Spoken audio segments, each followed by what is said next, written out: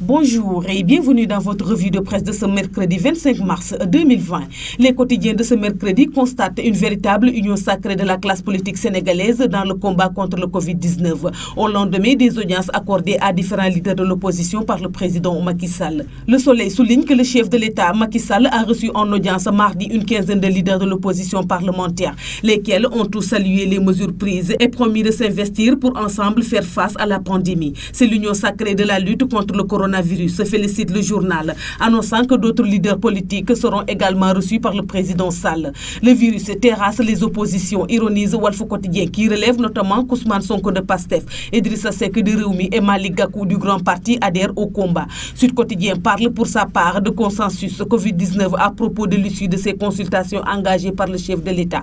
Le journal note que tous les adversaires politiques du président de la République ont tous mis de côté leur intérêt partisan pour répondre favorablement à son appel. Le journal cite à cet égard Ousmane Sonko, Malick Gakou, Idrissa Seck et Khalifa Ababacar Sall de Taxawu Sénégal et souligne que le chef de l'État vient ainsi pour la première de décrocher le consensus de l'ensemble de la classe politique, même auprès de ses adversaires les plus radicaux. Le quotidien LAS affirme en manchette que l'opposition est prête pour le combat contre le Covid-19. Le journal souligne que les opposants ont saisi l'occasion de leur rencontre avec le chef de l'État pour appeler à la mobilisation de tous contre le coronavirus. Dans le même siège, le Témoin quotidien écrit que tous se sont ligués comme un seul homme contre l'ennemi invisible, le coronavirus. Le journal ajoute qu'ils ont même appelé à l'union sacrée autour du président pour vaincre le virus, qui a atteint 86 personnes depuis son apparition dans le pays le 2 mars. Concernant le couvre-feu désormais en vigueur au Sénégal, Vox Populi fait état des scènes surréalistes à Dakar. Le journal explique que les récalcitrants ont passé un sale quart d'heure entre les mains des forces de l'ordre. Il fait état de course-poursuite dans plusieurs quartiers de Dakar pour faire respecter l'interdiction de sortir.